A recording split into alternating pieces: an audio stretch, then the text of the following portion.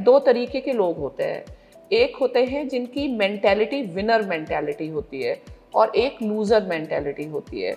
He has to be clever like fox and brave like lion.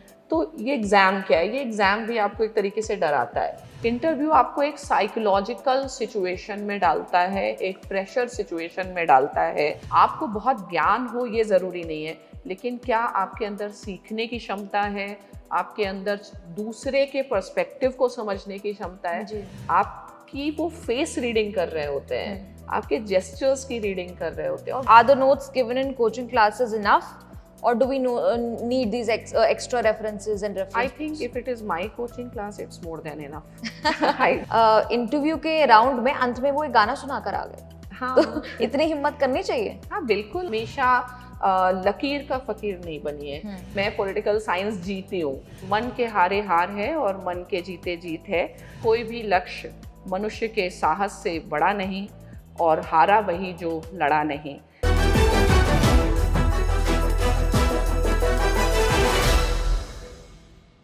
नमस्कार, स्वागत है आपका यूपीएससी एक्स्ट्रा क्लास में। और आज हमारी एक्स्ट्रा क्लास लगी है एक खास मेहमान के साथ। यूपीएससी की आप उन्हें देवी जी कह लीजिए, और अगर अब आप अब भी नहीं समझे तो आपको बताएं, पॉलिटिकल साइंस अगर आप यूपीएससी के स्टूडेंट होते हुए पढ़ना चाहते हैं तो आप एक ही टीचर के पास जाते हैं।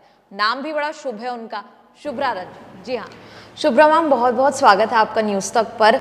आपके पास 20 साल का एक्सपीरियंस है स्टूडेंट्स को कोच करने का, उन्हें सिखाने का, उन्हें मौका देने का कि वो आपसे सीख सकें। शुरुआत इससे ही करते हैं कि मैं एक यूपीएससी कैंडिडेट हूँ और ऑप्शनल के लिए मुझे पॉलिटिकल साइंस में, जिसमें आपकी महारत है, उसमें मुझे इंटरेस्ट तो है, लेकिन क्या सिर्फ इंटरेस्ट के बेसिस पर मैं सिलेक्ट कर लूँ? देखिए, इंटरेस्ट तो डिफाइनिंग फैक्टर रहता है, बट मेरे हिसाब से अगर इंटरेस्ट नहीं भी है तो भी आप सेलेक्ट कर लें।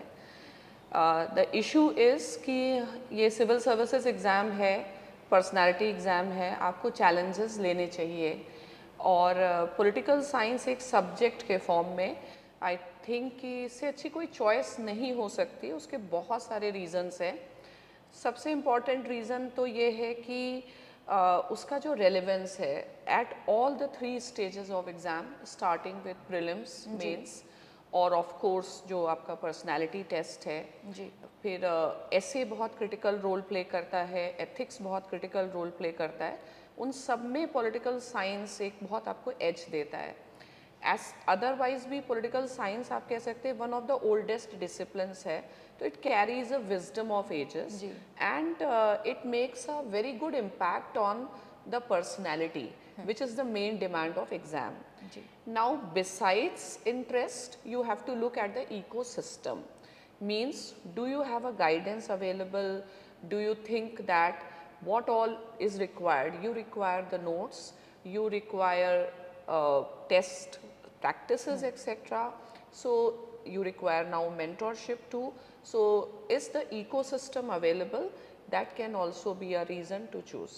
और मैम बात करें कि क्या और फ़ायदे हैं कि पॉलिटिकल साइंस आप चूज़ करते हैं, कैंडिडेट चूज़ करता है, उसके क्या फ़ायदे हैं कि आप बाकी ऑप्शनल को छोड़कर आप पॉलिटिकल साइंस चूज़ करें, तो क्या आपको कहीं और भी उसका फ़ायदा मिलता है? हाँ, जैसे मैंने बताया ना, जो पूरा सब्जेक्ट है, आप सिविल सर्विसेज में जा रहे हैं, आप स्टेट सिस्टम में, स्टेट के प्रशासन में आप जा रहे हैं, तो पॉलिटिकल साइंस की जो थियरीज़ हैं, पॉलिटिकल साइंस का जो सिलेबस है, आपके लगभग जनरल स्टडीज़ के 4 पेपर को वो कवर करता है। पेपर अगर हम फर्स्ट की बात करें तो उसमें नेशनल मूवमेंट है, उसमें सामाजिक मुद्दे हैं, सोशल इश्यूज़ हैं, उसमें विश्व इतिहास है, वर्ल्ड हिस्ट्री है। तो एक पॉलिटिकल साइंस वाला स्टूडेंट इन चीज़ों को जितना अच्छा समझ सकता है, क्योंकि हम चीज़ों को थ्योरेटिकली भी पढ़ते हैं, चीज़ों को हिस्टोरिकली भी पढ़ते हैं और चीज़ों को बिल्कुल जो वर्तमान कॉन्टेक्स्ट है उसमें भी समझते हैं। तो अगर हम देखें कि पिछले कुछ सालों से, जब से 2012 के बाद पैटर्न बदला है, तो पॉलिटिकल साइंस का जो सक्सेस है वो काफ़ी अच्छा हो गया है। नंबर ऑफ स्टूडेंट्स जो क्वालिफाई कर रहे हैं उसको छोड़ दीजिए, अगर आप रैंक की भी बात करिए तो मुझे नहीं लगता कभी ऐसा हुआ होगा कि एक ही सब्जेक्ट के 4 स्टूडेंट टॉप 10 में आए हों। तो पॉलिटिकल साइंस के जो बेनिफिट्स हैं ऑप्शनल के बाहर भी जा कर के हैं। आप एथिक्स एक पॉलिटिकल साइंस की जो थ्योरी अगर आप समझते हैं तो जिस तरीके से आप एथिक्स डील कर सकते हैं, मुझे नहीं लगता कोई कर सकता होगा। सिमिलरली इंटरव्यूज़ हैं, ऐसे हैं। जी। और जैसे मैंने पहले ही बताया, ये पर्सनालिटी टेस्ट है। इसमें आपको, जब आप पॉलिटिकल साइंस पढ़ते हैं, जी। आप मैकियावेली, आप रूसो, मतलब इतने थिंकर्स आप पढ़ते हैं। जी। अल्टीमेटली हमारी पर्सनालिटी कैसे डेवलप होती है? जब हमारे पास नॉलेज हो, हमारे पास आइडियाज़ हों। जी। तो आप बेस्ट ऑफ द वर्ल्ड में हैं जब आप पॉलिटिकल साइंस करते हैं। जी। और मैम कई स्टूडेंट्स हैं, उनके स्कॉलर्स को लेकर भी सवाल रहते हैं कि क्या कोट करना चाहिए, नहीं। ये सवाल हम लिस्ट लेकर आए हैं आपके पास, बाद में पूछेंगे। लेकिन एक सवाल यहाँ पर ये भी कि क्या इंटरव्यू राउंड में आप political science as a subject help करता है वहाँ पर? क्योंकि ऑब्वियसली इश्यूज रहते हैं देश के, दुनिया के, ऐसे इश्यूज रहते हैं जो आपको मदद मिल पाती है वहाँ भी। हाँ, बहुत ज़्यादा। वही मैंने कहा, पॉलिटिकल साइंस का इम्पैक्ट दो चीज़ों पर है। एक तो आप डायरेक्ट इम्पैक्ट मान सकते हैं एग्ज़ाम में मार्क्स के लिए और हर स्टेज पे, फिर वो रिटन हो चाहे इंटरव्यू। दूसरा, जो शायद बहुत सारे लोगों ने महसूस किया हो या नहीं भी किया हो, वो होता है कि उनके व्यक्तित्व के ऊपर बहुत अच्छा प्रभाव पड़ता है। और ऑब्वियसली पॉलिटिक्स एक ऐसा विषय है जो सभी की रुचि का विषय है। तो जो इंटरव्यू बोर्ड भी होता है, वो इंटरेस्ट लेता है कि आपको गवर्नेंस की कितनी जानकारी है, आपको भारत की विदेश नीति की कितनी जानकारी है, और एक जनरल इंटरेस्ट का फील्ड वो होता ही है। मेरे हिसाब से जब भी आप पर्सनालिटी टेस्ट के लिए जाएं तो दो प्रायोरिटी एरिया हमेशा रखें। I will say 3 priority area रखें। एक तो भारत की अर्थव्यवस्था की जानकारी, वो बिल्कुल कंट्रोल में होनी चाहिए।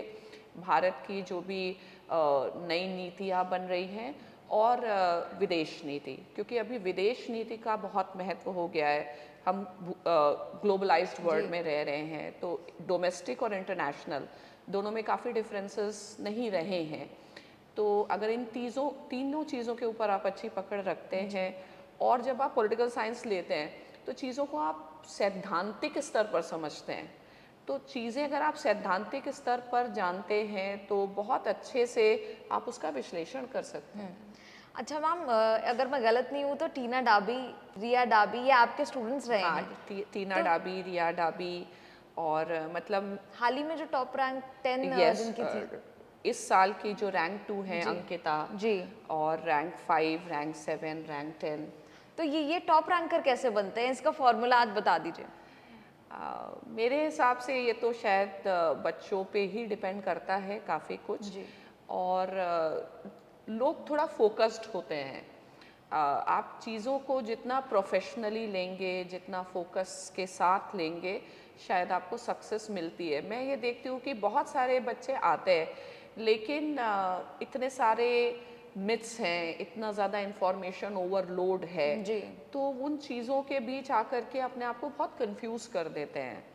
और अल्टीमेटली वही है कि आपके अंदर डिटर्मिनेशन, जो भी बच्चा इस फील्ड में आए तो सबसे पहली बात वो पॉजिटिव माइंडसेट लेकर के आए, जी। कॉन्फिडेंस लेकर के आए।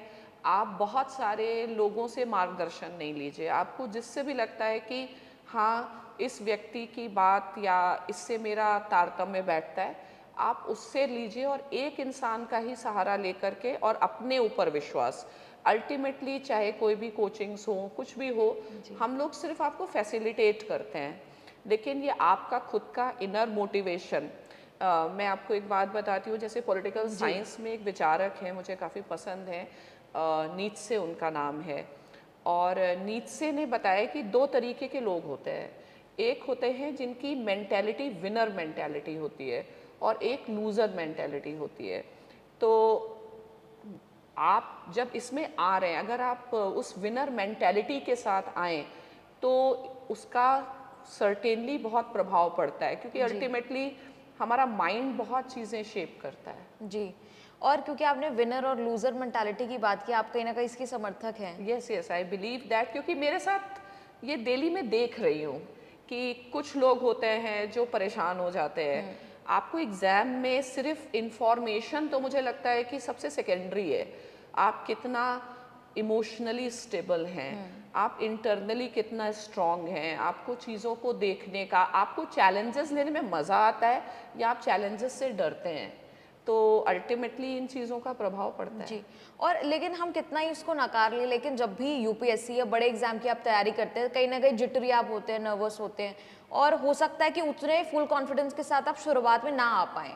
तो ऐसा क्या आप सजेस्ट करेंगे स्टूडेंट्स को कि वो एक पॉजिटिव आउटलुक के साथ, एटीट्यूड के साथ आगे आ पाएं? देखिए, मैं तो ये कहूँगी कि जैसे सिविल सर्विसेज परीक्षा है, कंपटीशन लेवल बहुत हाई है और आपको ये मानसिकता मनानी पड़ेगी कि चीज़ें इतनी आसान नहीं हैं, और जब तक मैं अपने को उस तरीके से ढालूंगा नहीं तो मुझे नहीं वो चीज़ें मिलेंगी नहीं। जी। तो इस एज में जब आपका बहुत क्रिटिकल एज है, आप बहुत तरीके के प्रोफेशंस चुन सकते हैं, कोई ज़रूरी नहीं भी है कि एक सिविल सर्विसेज में ही जाएं। लेकिन अगर आपने इसको अपना चॉइस बनाया है, आप ये समझिए कि मतलब व्हाट इज़ द कॉस्ट, तो आपको इसको पूरा देना पड़ेगा। सिविल सर्विसेज के हिसाब से आपको बदलना होगा जी। और आपको इंटरनली बहुत ज़्यादा एक इच्छा शक्ति की ज़रूरत है। तो वो इच्छा शक्ति होगी। You can not afford to be foolish. आप कमज़ोर होना सोच नहीं सकते, क्योंकि कंपटीशन का नियम क्या है? कंपटीशन का नियम है सर्वाइवल ऑफ द फिटेस्ट। तो आप पहले उस चीज़ को आंकें कि क्या आप इसकी जो डिमांड है आप उसको फुलफिल कर सकेंगे, क्या आप मेंटली स्ट्रांग हैं कि नहीं, क्या आप इमोशनली स्ट्रांग है कि नहीं। तो इन चीज़ों को मैं हमेशा अपने स्टूडेंट्स को बताती हूँ। पॉलिटिकल साइंस में एक स्कॉलर है मैकियावेली, तो मैकियावेली की पुस्तक है द प्रिंस, और उसने बताया कि प्रिंस के अंदर क्वालिटी क्या होनी चाहिए। तो he has to be clever like fox and brave like lion.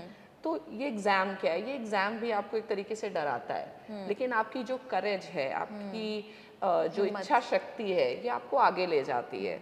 तो आपको भीड़ से हटना है, तो ऑब्वियसली आपको बाकियों से डिफरेंट सोचना है। और ऐसा नहीं है कि हम परिवर्तन नहीं कर सकते। मैंने लोगों को देखा है, बहुत साधारण पृष्ठभूमि के होंगे, ग्रेजुएशन में कुछ खास परफॉर्मेंस नहीं होगा, लेकिन उसके बाद भी जब एक मैच्योरिटी आ गई, चीज़ें समझ गई, तो लोग कर लेते हैं। तो आपका मोटिवेशन, आपकी इच्छा शक्ति, आपको इस गोल के प्रति कितना पैशन है, ये चीज़ें डिटरमाइन डेफिनेटली करेंगी। जी। अच्छा मैम, कई बार मैंने आपको बोलते सुना है कि स्टूडेंट जो है वो समझते नहीं है, they don't Yes. Understand. There is a difference between knowing and understanding a subject. Yes. वो अगर आप बता पाए क्यों नहीं स्टूडेंट समझ रहे? मैं कह सकती हूँ कि हमारी जो भी शिक्षा व्यवस्था है, शायद उसकी भी एक खामी है कि हम 12th तक काफ़ी स्पून फीडिंग करते हैं बच्चों की। जी। और 12th के बाद ग्रेजुएशन में पिछले 2-3 सालों से, चाहे आप कहिए कोविड है या जो भी है, जो एक ग्रेजुएशन लेवल पर भी जिस तरीके का प्रिपरेशन हो जाना चाहिए वो नहीं होता है। तो जब मैं क्लास में पढ़ाती हूँ और लोगों को देखती हूँ, तो लोग सिर्फ या तो नोट्स ले रहे होते हैं, या उनका एक ऐसा एक्सपेक्टेशन होता है कि हर क्वेश्चन के आंसर लिखा दिए जाएं। लेकिन ऐसा होगा नहीं, क्योंकि यूपीएससी इन चीज़ों को टेस्ट कर ही नहीं रही है। आप चाहे प्रीलिम्स का पेपर देखें, आप सीसैट का पेपर देखें, आप जीएस का पेपर देखें, हर के पीछे एक साइकोलॉजी है। ये देखना कि क्या आपके अंदर चीज़ों को लॉजिकली एनालाइज करने की क्षमता है या नहीं, क्योंकि अल्टीमेटली जॉब में आपको ये काम करना है। तो लोग पढ़ते हैं लेकिन आउटपुट नहीं आता। आउटपुट क्यों नहीं आता? मैं बच्चों से पूछती हूँ कि आपने आज पेपर पढ़ा, लोग कहेंगे पढ़ लिया, बट वो कुछ बता नहीं पाते हैं। तो कम पढ़ें, आप कम पढ़ें, आप सोर्सेस के पीछे कम भागें। और मैं ऐसा मानती हूँ कि जो हमारा परंपरागत तरीका था, जिसमें आप टेक्स्ट बुक्स पढ़ रहे हैं, आप एनसीईआरटी पढ़ रहे हैं और एक अच्छा पेपर पढ़ रहे हैं, अगर इस तरीके से आप जाएंगे, बहुत जो भी मार्केट में मिल रहा है हर चीज़ के पीछे ना दौड़ें, क्योंकि आपको रिस्क लेना पड़ेगा। आप हर चीज़ तो नहीं कर सकते हैं, आपके पास समय लिमिटेड है। तो आपको सेलेक्टिव होना, सोर्सेस को सेलेक्ट करना, ये भी एक बहुत बड़ा स्किल है, वो आप करें। जी। लेकिन जैसे आपने कहा कि ये जो टेक्स्ट बुक्स हैं जो हमारे बेसिस ही फॉर्म करती हैं, 10th में 12th में हम पढ़ते हैं, एनसीईआरटी पढ़ते हैं और शुरू से बताया जाता है कि एक न्यूज़पेपर आप पढ़ लो, ये इज दिस इनफ? मेरे हिसाब से it is more than enough. और 50% क्या कह सकते हो, 60 to 70% बच्चे ये नहीं करते हैं। जी। जैसे अब कह सकते हैं कि अभी बहुत चीज़ें प्लेटर पे मिल रही है। जी। पेपर आया तो उसके नोट्स मिल रहे हैं, नोट्स की मैगजीन मिली, मैगजीन के नोट्स मिल रहे हैं, तो आप अपना दिमाग लगा कहाँ पे रहे? जी। ठीक है, तो ये जो शॉर्टकट्स हैं वो कहीं कहीं हमारी जो बेसिक कैपेसिटी है उसको बहुत नेगेटिवली अफेक्ट करते हैं। तो आपको ये समझना पड़ेगा कि हमारा जो फाउंडेशनल बेस है वो अच्छा होना चाहिए, और कोई तरीका नहीं है। और जैसे मैं एक्सपीरियंस के हिसाब से बता रही हूँ कि जिन बच्चों ने अच्छा परफॉर्म किया है उन्होंने किस तरीके से चीज़ें ली हैं। तो मटेरियल के पीछे नहीं भागें, शॉर्टकट्स के पीछे नहीं भागें। अल्टीमेटली एक जिसको हम कहते हैं स्किल डेवलपमेंट या कैपेसिटी डेवलपमेंट, वो करें, समझें, खुद का भी दिमाग लगाएं, क्योंकि अल्टीमेटली एग्जाम्स में क्वेश्चंस वही चीज़ें चेक करेंगी। जी। शुभ्रा मैम, कुछ सवाल भी हैं स्टूडेंट्स के आंसर राइटिंग को लेकर। पहले एक स्टूडेंट ने पूछा कि पॉलिटिकल थ्योरी सेक्शन में कई बार आप कुछ एग्जाम्पल्स देना चाहते हैं, वो एग्जाम्पल्स कंट्रोवर्शियल भी हो सकते हैं, देश दुनिया से जुड़े हुए, और कंट्रोवर्शियल सब्जेक्ट्स हों, तो क्या वो देने चाहिए एग्जाम्पल, या थोड़ा बचकर चलना चाहिए, थोड़ा पॉलिटिकली करेक्ट वहाँ पर साउंड करना चाहिए? देखिए, आपका पर्पस क्या है? आपका पर्पस ये दिखाना तो है नहीं कि आप किस चीज़ को सही समझ रहे हैं, आप किस चीज़ को अगर हम मूल्यात्मक बात करें तो वो तो पर्पस है नहीं। पर्पस ये है कि थ्योरी को आप करंट से रिलेट करके दिखा पाते हैं, और एग्जाम्पल ये शो करता है कि आपको थ्योरी की समझ है। तो आपको अगर ऐसा डाउट लगता है तो आप कंट्रोवर्शियल चीज़ें क्यों करें? ठीक है, तो आपको सिर्फ एक एग्जाम्पल देना है। आप भारत से ही दें ज़रूरी नहीं है, आपने वर्ल्ड हिस्ट्री पढ़ी होगी, आपने भारत की इतिहास पढ़ा होगा, आप कोई भी एग्जाम्पल दें। जी। आप कौन सा एग्जाम्पल दे रहे हैं ये इम्पॉर्टेंट नहीं है, लेकिन क्या जो भी एग्जाम्पल आप दे रहे हैं वो उस कॉन्सेप्ट को समझाने में हेल्प कर रहा है या नहीं कर रहा है। और एक ब्यूरोक्रेट होने के नाते, एक सिविल सर्वेंट होने के नाते हमें न्यूट्रल होना बहुत आवश्यक है। ठीक है, उसमें न्यूट्रलिटी अपने आप में एक डिमांड है, तो आप ऑब्वियसली इस तरीके की चीज़ें ना ही रखें तो अच्छा है। जी, मेरा अगला सवाल यही था जिसका आपने कुछ जवाब तो दे दिया। सवाल यही था कि बायस ना लगे आपका आंसर, ये भी ज़रूरी है कि एक तरफा ना लगे, कि उसमें और तर्कों के साथ बैक होना चाहिए, लॉजिक होना चाहिए उसमें। नहीं, देखिए, कभी कभी आंसर एक तरफा भी हो सकता है। बैलेंस्ड शब्द मेरे हिसाब से गलत है। आप बैलेंस्ड होने की ज़रूरत नहीं है, आप अच्छाई और बुराई में बैलेंस बनाने की ज़रूरत नहीं है। जो चीज़ अच्छी है वो अच्छी है। कुल मिलाकर के लॉजिकल आंसर हो, क्रिटिकल हो। अब अगर हम गांधी के बारे में लिखेंगे तो उसमें कैसे आप बैलेंस बनाएंगे? जैसे गांधी का जो कंट्रीब्यूशन है तो उसको आप होल हार्टेडली सपोर्ट कर सकते हैं, तो उससे मत जाइए। आपको जो सही लग रहा है, आपको एक सिस्टम सही लग रहा है, आप उसकी बात करें। कोई भी चीज़ें परफेक्ट नहीं होती, आप उसके ड्रॉबैक्स भी रखिए, लेकिन balance is a wrong word. Go for the right approach. जो भी एक राइट निष्कर्ष होना चाहिए, सही कंक्लूजन होना चाहिए, वो निकालें। जी। अब जो यूपीएससी के इनिशियल फेज होते हैं वहाँ पे आपकी नॉलेज जो है वो टेस्ट हो जाती है, लेकिन जब इंटरव्यू राउंड की बारी आती है और जिन भी स्टूडेंट्स ने पॉलिटिकल साइंस खास तौर पर चुना हुआ है, तो किस तरह के सवाल है जिनकी वो तैयारी पहले से रखें? देखिए, कभी कभी ऐसा होता है कि पॉलिटिकल साइंस स्टूडेंट्स से प्रश्न उस एरिया से पूछे ही नहीं जाते हैं, क्योंकि एक एज्यूम करके माना जाता है कि इन्होंने कर लिया होगा। मैंने दो ट्रेंड देखे हैं। एक, जिन बच्चों ने ग्रेजुएशन में भी पॉलिटिकल साइंस रखा है तो उनसे ज़्यादा पॉलिटिकल साइंस रिलेटेड पूछा गया है, जी। और जिनका नहीं था, तो कहने का मतलब है कि आपके जो ग्रेजुएशन के सब्जेक्ट्स हैं या जिसमें आपने जॉब की है, सो यूपीएससी शायद उसके ऊपर ज़्यादा फोकस करता है। तो पॉलिटिकल साइंस आपका अगर ग्रेजुएशन में विषय रहा है तो उसके थ्योरीज, उसके कॉन्सेप्ट्स को आप रिवाइज करिए। और इन जनरल जो भी समसामयिक घटनाएं हैं देश की, दुनिया की, उनके पर आप नज़र रखें। 3 कीज़ मैंने बताई हैं। आप इकोनॉमिक्स पर अच्छा ध्यान रखिए, पॉलिटी पर, और गवर्नेंस एंड फॉरेन पॉलिसी पर। आमतौर पर जैसे आपने कहा कि आपने पिछले ट्रेंड सारे देखे हुए हैं, आप जानते हैं, किस तरह के सवाल है जो एक्सपेक्ट करने चाहिए जब आप एक पॉल साइंस ऑप्शनल स्टूडेंट है? मतलब कि किस तरह का प्रिपरेशन तो आपने बताई, लेकिन किस तरह के सवाल जो है आप पे दागे जाते हैं? As far as interview is concerned, वही मैंने कहा, कोई ट्रेंड नहीं है और शायद आप क्या बोल रहे हैं ये भी इंटरव्यू में इतना मायने नहीं रखता है, लेकिन वो आपका पूरा जेस्चर देखते हैं। इंटरव्यू आपको एक साइकोलॉजिकल सिचुएशन में डालता है, एक प्रेशर सिचुएशन में डालता है। हो सकता है कि आप किसी चीज़ को कह रहे हैं वो बिल्कुल सही हो, लेकिन जो बोर्ड है वो फिर भी आपको परेशान करने की कोशिश करेगा, आपकी पर्सनैलिटी और आपके डिफरेंट एटीट्यूड्स, इन चीज़ों को टेस्ट करने की कोशिश करेगा। तो आप इनका भी ध्यान रखें। बाकी ये है कि मेंस ख़त्म होने के बाद आप जितने ज़्यादा अच्छे अखबार पढ़ सकते हैं आप अखबार पढ़ें। आप टीवी पर जो अच्छे डिस्कशंस हैं जिसमें एकेडमिक एक्सपर्ट्स आते हैं उनके डिस्कशंस को सुने, चीज़ों को कैसे बोलना है। बहुत ज़्यादा फिर सब्जेक्ट की उतनी ज़रूरत नहीं रहती। अगर आपने हॉबी में ऐसा कुछ लिखा है कि मुझे इंटरनेशनल रिलेशंस में हॉबी है, तो एक दो अच्छी किताबें पढ़ें। लेकिन न्यूज़पेपर और मेरे हिसाब से एक Hindustan times can be a good option. मतलब लोग हिंदू पढ़ते हैं, लेकिन हिंदू की भी जो लैंग्वेज है वो काफ़ी एकेडमिक होती है, तो पढ़ते हैं लेकिन ग्रास्प आप क्या करते हैं। तो इंटरव्यू में थोड़े से जो कॉमनली लोग पढ़ रहे हैं, हिंदुस्तान टाइम्स पढ़ रहे हैं, टाइम्स ऑफ इंडिया पढ़ रहे हैं, या और भी जो सामान्य वाली चीज़ें हैं वो ज़्यादा करें।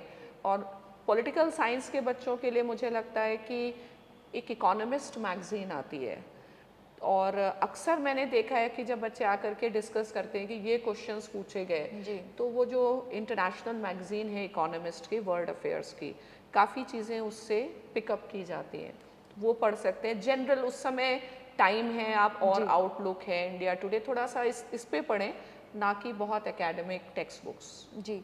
और इसके अलावा क्योंकि इंटरव्यू की भी यहाँ बात कर रहे हैं, जो सवाल मैंने आपसे आंसर राइटिंग के लिए पूछा था कंट्रोवर्शियल सब्जेक्ट्स का, क्योंकि वहाँ आप लिखते हैं, वहाँ आपको फेस करना पड़ता है, इंटरव्यू में आपको फेस करना पड़ता है, तो क्रॉस क्वेश्चनिंग जो है वो भी हो सकती है। कोई भी ऐसा टॉपिक कंट्रोवर्शियल रहा हो, देश में कोई प्रदर्शन रहे हों या कोई ऐसी मांग रही हो, एजिटेशंस रहे हों जिसको लेकर आपको सवाल कर लिया जाए, किस तरह जवाब देना चाहिए? क्योंकि उसमें असमंजस तो रहता ही है। देखिए, मेरा मानना है कि मेजॉरिटी ऑफ सिचुएशन में जो भी सरकार का पर्सपेक्टिव होता है वो सही होता है, क्योंकि जब नीतियां बन रही हैं तो केवल एक पॉलिटिकल पार्टी नहीं बना रही है, एक पूरा विशेषज्ञ आप कह सकते हैं, सिविल सर्वेंट्स हैं, और बहुत उस ढंग से बनती है।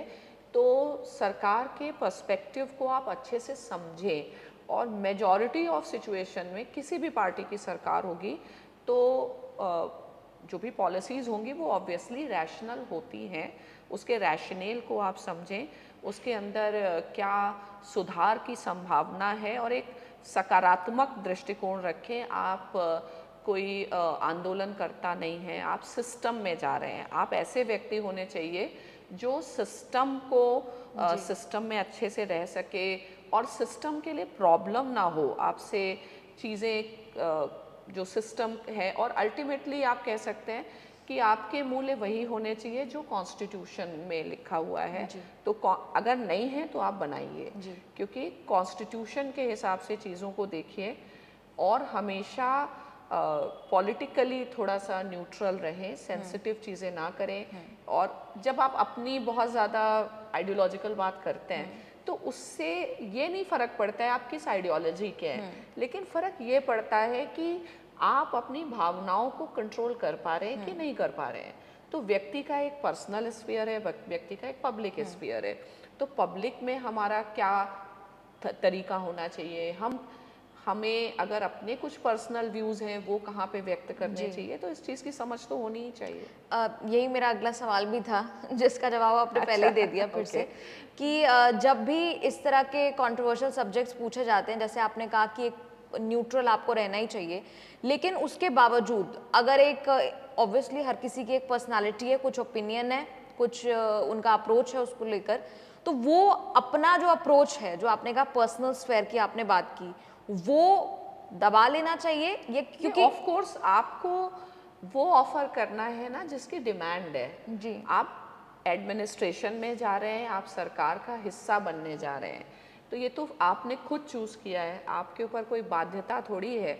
अगर आपको लगता है कि सरकार और उससे मेरा बहुत डिफरेंट आइडियोलॉजी है, तो आप और फील्ड्स हैं, आप मीडिया में जा सकते हैं, आप जैसे एडवोकेसी ग्रुप्स हैं, बहुत जगह जा सकते हैं, लेकिन आप जहाँ जा रहे हैं उसके लिए तो आपको उस मानसिकता में अपने आप को तो ढालना पड़ेगा ही, वरना वो आपको क्यों सेलेक्ट करेंगे।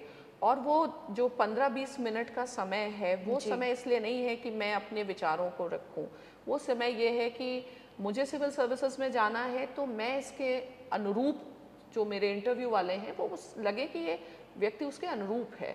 बाकी 1000 मीडियम्स हैं, आप उसको एक्सप्रेस कर सकते हैं, वही 20 मिनट थोड़ी हैं उन चीज़ों को एक्सप्रेस करने के लिए। जी। और जब इंटरव्यू में जाते हैं, क्योंकि आप 20 साल का एक्सपीरियंस आपके पास है, आप शायद देख के समझ जाती होंगी कि इनमें से कौन से वो स्टूडेंट्स हैं जिनके बहुत ज़्यादा चांसेस हैं यूपीएससी क्लियर करने के। तो जब इंटरव्यू राउंड में जाता है कोई स्टूडेंट्स, तो उनमें क्या वो खूबियाँ होनी चाहिए कि एक पैनलिस्ट को, 4-5 जो भी पैनलिस्ट होते हैं वहाँ पर मौजूद, उन्हें कन्विंस कर पाए वो? देखिए वही है, आप थोड़ा कितना काम है, कंपोज हैं आप ये समझिए जैसे जब ये इंटरव्यू लिया जा रहा है तो वो जी। हमारा इंफॉर्मेशन टेस्ट नहीं लिया जा रहा है। आपको ये भी समझना पड़ेगा कि नॉलेज की भी कोई लिमिट नहीं है। हो सकता है मैं बोर्ड में कोई भी आंसर नहीं जानते हो, जी। लेकिन क्या हम अपने जो हमने नॉलेज गेन की है उसके बेसिस पर चीज़ों को लॉजिकली एनालाइज कर सकते हैं या नहीं कर सकते हैं। जी। और आप ये समझ जाइए कि लोग जो हैं वो आपको प्रेशर में डालेंगे ही, वो पर्पस ही है क्योंकि पर्सनालिटी टेस्ट ही है। लेकिन क्या आप अपना काम कंपोज बना के रख रहे हैं, कितना आप सहज हो सकते हैं इन परिस्थितियों में। और ये मान के ही चलना पड़ेगा कि भाई जो इंटरव्यू बोर्ड में बैठा है उसका बहुत बड़ा एक्सपीरियंस है, वो ये सोच के ही बैठा है कि इस बच्चे को ग्रिल करना ही करना है। हालांकि पिछले 2-3 साल से जो भी इंटरव्यूज़ हो रहे हैं उसमें ग्रिलिंग नहीं देखी जा रही है और काफ़ी कंफर्टेबल इन्वायरमेंट देखा जा रहा है, चीज़ें बदल रही हैं। तो आप जैसे हैं आप सहज रहें, आप प्रेशर नहीं लें। इंटरव्यू एक सिचुएशन है जिसमें आप प्रेशर लेते हैं कि आपके लिए एक बहुत बड़ी चीज़ है, आपने बहुत मेहनत करी है तब आप वहाँ पर पहुँचे, लेकिन उसी 20 मिनट में आप अगर उस प्रेशर को भूल जाएं और बहुत कंफर्टेबल रहें, अपनी पर्सनालिटी के बहुत अच्छे एस्पेक्ट्स को आप डिस्प्ले कर पाएँ, and I believe there is no second chance, और why to think about the second chance. तो ये एक चांस है, इसका यूज़ करें। आपको ये दिखना है कि आप एक ऐसे व्यक्ति हैं जिसके साथ सीनियर्स भी काम करने में कंफर्टेबल होंगे, जिसके साथ सबॉर्डिनेट्स भी काम करने में कंफर्टेबल होंगे। आपको बहुत ज्ञान हो ये ज़रूरी नहीं है, लेकिन क्या आपके अंदर सीखने की क्षमता है, आपके अंदर दूसरे के पर्सपेक्टिव को समझने की क्षमता है, तो कुछ पर्सनालिटीज़ पे आप वर्क करें। क्योंकि आपने ग्रिलिंग की बात की, कई बार समझा जाता है, आपने कहा कि पिछले कुछ वक्त में तो बहुत ज़्यादा ग्रिलिंग की बात नहीं दिखी, लेकिन आमतौर पे एक कॉमन परसेप्शन है कि कोई 3rd डिग्री, कोई काला सा रूम होगा, वैसा वैसा तो कुछ नहीं है। नहीं, वैसा नहीं है, और ऐसे डर बना दिया जाता है। और मैंने देखा है कि बहुत फ्रेंडली इन्वायरमेंट रहता है, काफ़ी कंफर्टेबल रहता है। कभी कभी बच्चों को उस सिचुएशन में डाला जाता भी है।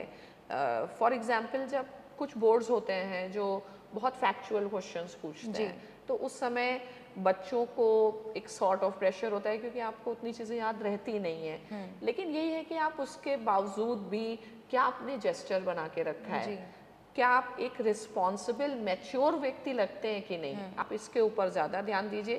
क्योंकि कोई किसी की बात सुन नहीं रहा होता है, आपकी वो फेस रीडिंग कर रहे होते हैं, आपके जेस्चर्स की रीडिंग कर रहे होते हैं, और वो भी समझते हैं कि एक बच्चा है जिसने ग्रेजुएशन किया है, 21-22 साल का बच्चा है, तो उससे कितना नॉलेज आप एक्सपेक्ट कर सकते हैं। तो पर्सनालिटी, कैपेसिटी, सोच, इन्हीं चीज़ों पे ज़्यादा आप ध्यान रखिए। अच्छा, ये तो काफ़ी सीरियस बात हो गई।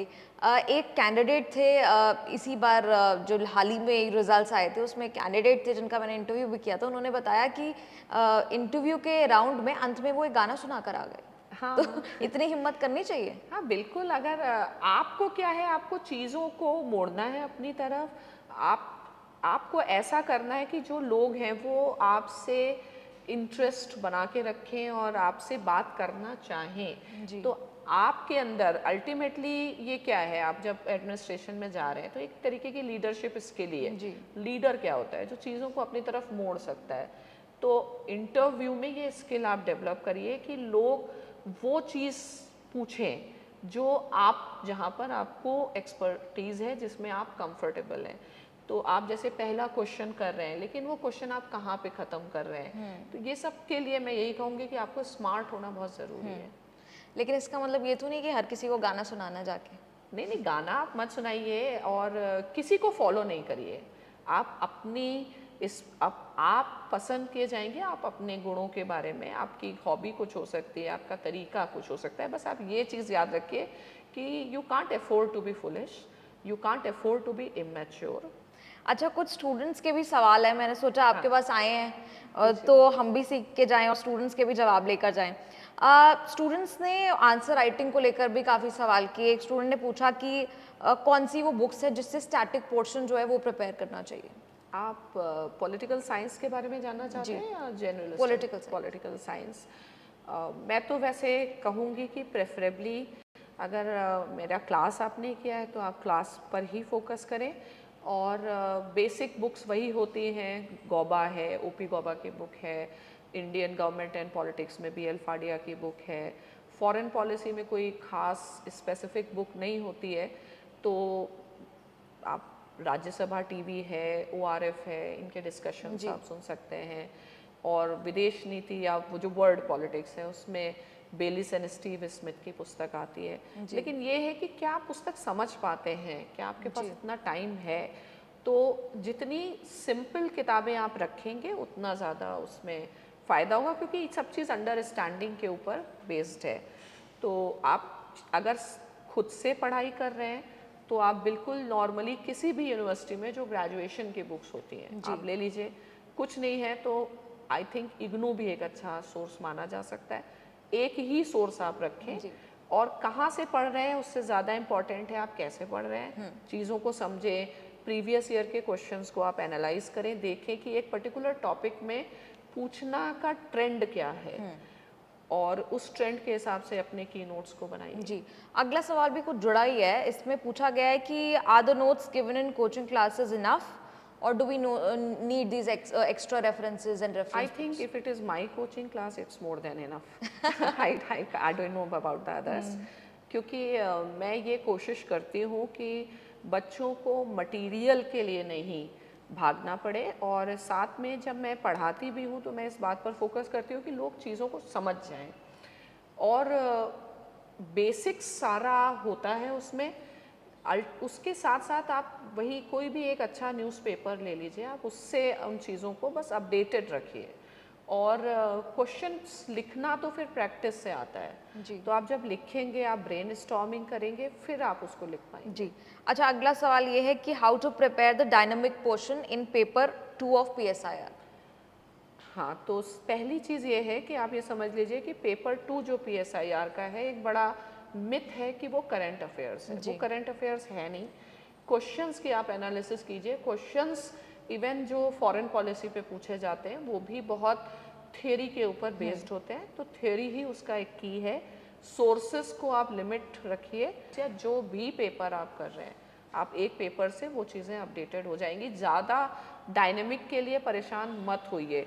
मैंने अभी चूँकि मेंस की तैयारी चल रही है तो मैंने अभी बहुत सारे क्वेश्चंस कराए हैं, प्रीवियस ईयर ट्रेंड्स देखा है। जी। तो वो जो ब्रॉड कंसेप्ट्स होते हैं, जैसे उन्होंने US हेजेमनी के ऊपर क्वेश्चन पूछा है, कैसे चाइना फैक्टर है इंडिया US रिलेशंस के बीच में। जी। तो इसमें ऐसा कोई बहुत करंट का कोई इतना बड़ा रोल नहीं है। जब रोल है आप ये जानते हो कि इंटरनेशनल पॉलिटिक्स चलती कैसे है, जी। उसके डिटर्मिनेंट्स क्या होते हैं। तो थियरी जिसका स्ट्रांग होगा वही करंट को अच्छे से मैनेज कर पाएगा। जी। और स्कॉलर्स वाली बात अब आ गई। स्टूडेंट्स पूछ रहे हैं कि how many scholars do we need to quote in an answer? कितने स्कॉलर्स को कोट करना चाहिए और क्या ज़रूरी है हर आंसर में स्कॉलर को नहीं, कोट किया बिल्कुल जाए? भी ज़रूरी नहीं है। ये डिपेंड करता है, मतलब आप वैरायटी से आंसर लिख सकते हैं, ये ह्यूमैनिटीज़ का तरीका है। जी। मुझे ऐसे लगता है कि शायद मैंने ही पॉलिटिकल साइंस सिविल सर्विसेज में पढ़ाना चालू किया और मैंने ये एक्सपेरिमेंट किया कि हम कोट्स दें तो कुछ थोड़ा सा अच्छा लगेगा, लेकिन अगर जी। कोट्स नहीं हैं और उसके कारण आपके अंदर कोई हीन भावना आ रही है तो वो मत रखिए। ट्रेंड्स को आप बदलिए, हमेशा लकीर का फ़कीर नहीं बनिए।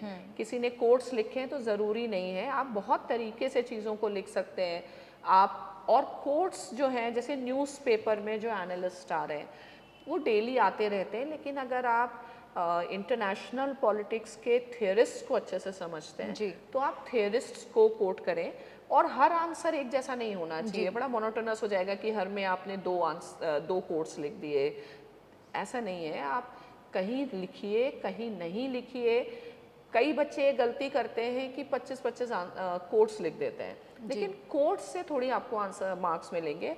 वो भाई जो एक स्कॉलर है उसकी अपनी समझ है। आप कोट्स लिख रहे हैं वो ये शो कर रहा है ना कि आपने वो पढ़ा है, लेकिन आपने खुद क्या समझा है। तो 70% आंसर आपकी खुद की समझ को दर्शाना चाहिए।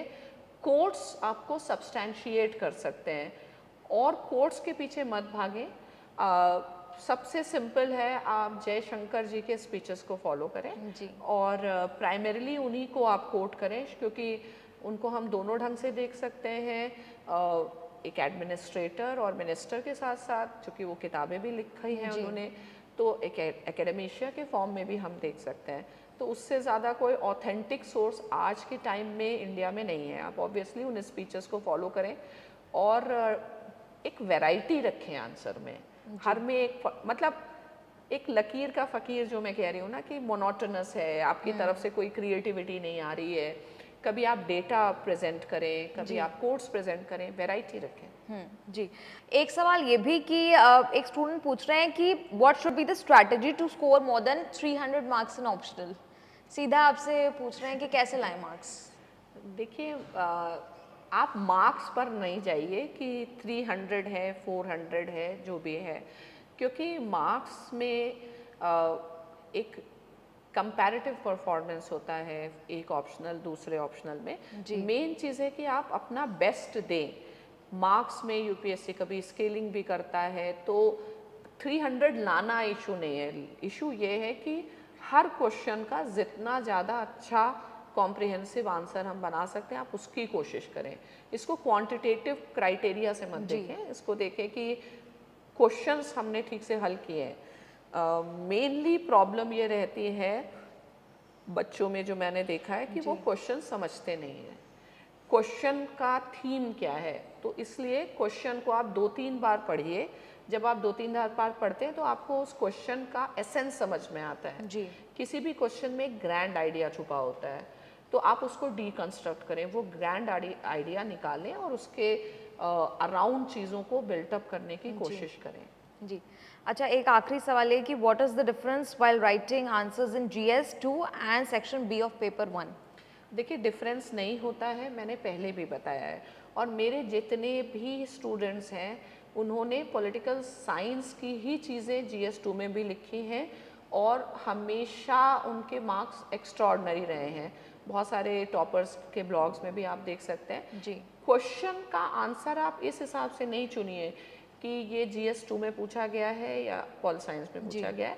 क्वेश्चन क्या पूछा गया है, और ऑब्वियसली क्वेश्चंस का जो नेचर होता है वो फ़र्क होता है। जी। जब नेचर फ़र्क होगा तो ऑब्वियसली आंसर भी फ़र्क होगा। तो और कभी कभी बच्चे ये भी सोचते हैं कि जैसे कई चीज़ें हैं पॉलिटिकल साइंस में, मान लीजिए कम्युनलिज्म, सेक्युलरिज्म है, वही जीएस पेपर 1 में भी इस तरीके के टॉपिक्स हैं, तो उनको लगता है कि ये हमें सोशोलॉजिकल पर्सपेक्टिव से आंसर देना है, इसमें हमें पॉलिटिकल साइंस पर्सपेक्टिव से है। ऐसा नहीं है। नॉलेज को कंपार्टमेंटलाइज नहीं किया जा सकता है। आपको कहीं इकोनॉमिक्स में अच्छी जानकारी है, आप उसका यूज़ करें और सिर्फ सोचें कि ये प्रश्न है, इस प्रश्न का मुझे उत्तर देना है, किस सब्जेक्ट का उत्तर देना है, ये गलत धारणा है। जी। अच्छा, कई स्टूडेंट्स ने, क्योंकि जब पता लगा शुभ्रा जी का इंटरव्यू हो रहा है, तो उन्होंने पूछा कि मैम से एक सवाल ये भी करेगा कि पॉल साइंस में आपकी शुरुआत भी कैसे हुई? मेरी शुरुआत तो मेरा ग्रेजुएशन का विषय रहा है। जी। और मुझे मतलब 12th तक मेरा खुद का साइंस था। फिर मुझे लगा मुझे साइंस के फील्ड में कुछ करना नहीं है, और सौभाग्य से दिल्ली यूनिवर्सिटी में एडमिशन हुआ। मैंने दिल्ली यूनिवर्सिटी से पॉलिटिकल साइंस में अपनी जो भी एजुकेशन है, जी। बीए एमए सब किया, और बहुत मज़ा आता रहा हमेशा। तो मुझे ऐसे लगा कि मैं इस सब्जेक्ट को छोड़ नहीं सकती हूँ, और अभी भी मुझे ऐसे लगता है इसमें इतना ज़्यादा पोटेंशियल है। लोग एक ट्रेंड है, हम लोग यूपी से आते हैं तो वहाँ पे सिर्फ साइंस पर ही पढ़ाई है, लोगों को करियर ऑप्शंस भी नहीं पता है। तो अभी मैंने देखा है कि पॉलिटिकल साइंस की तरफ रुचि भी बहुत ज़्यादा बढ़ी है। जब हम लोगों ने डीयू में एडमिशन लिया था तो उस समय बहुत ज़्यादा मार्क्स नहीं चाहिए होते थे पॉलिटिकल साइंस के लिए। कुछ और ऑप्शनल्स कुछ और सब्जेक्ट्स का क्रेज़ ज़्यादा था, जैसे हिस्ट्री का था, इकोनॉमी का था। लेकिन पिछले 7-8 सालों से जिस तरह सिविल सर्विसेज में रिजल्ट्स आ रहे हैं, वो एक क्रेज़ काफ़ी मुझे सब्जेक्ट के बारे में मिलता है, और इसमें कई संभावनाएं हैं। इंटरेस्टिंग बात है कि यहाँ पे जैसे कई बच्चे जो मेरे से पढ़ने आए, मुझे बाद में पता चला कि बहुत सारे लोग सिविल सर्विसेज करना भी नहीं चाहते थे। तो उसमें कुछ बच्चे जो हैं जो पंचायत में प्रधान हैं और वो बहुत अच्छा काम कर रहे हैं, कुछ लोग मीडिया में चले गए हैं, बहुत सारे उसके कारण भी आते हैं।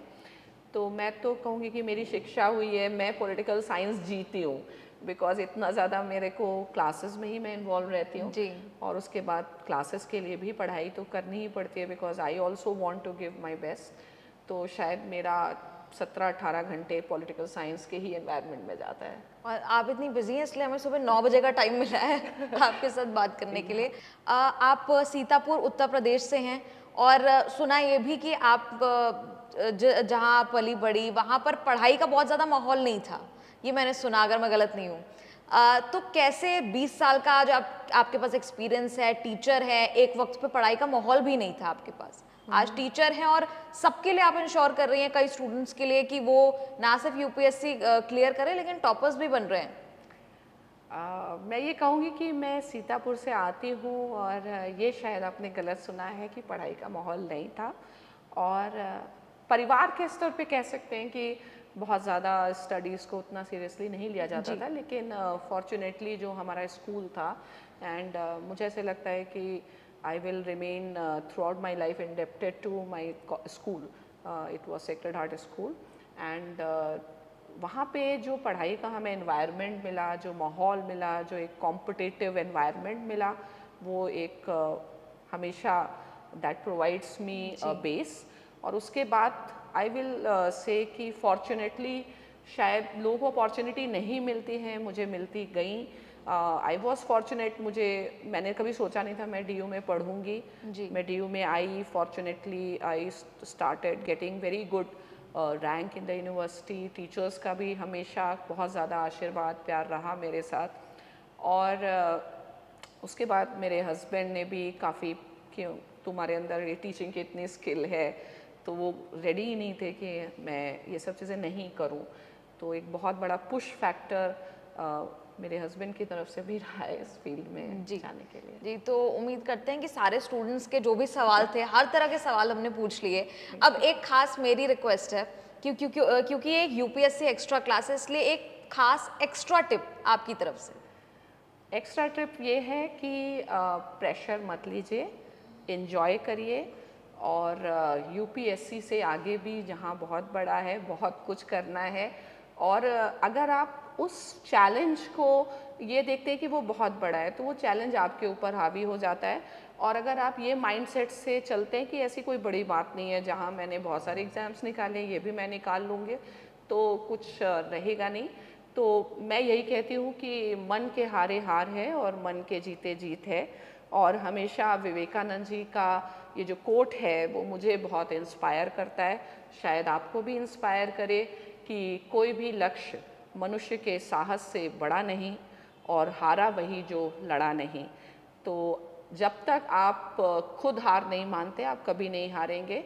आप पॉजिटिव रहें, आपको वो सब चीज़ें मिलेंगी जो आप चाहते हैं। बस आप अपनी इच्छा शक्ति और सक्सेस के लिए मुझे लगता है इंटेग्रिटी की बहुत ज़्यादा ज़रूरत है।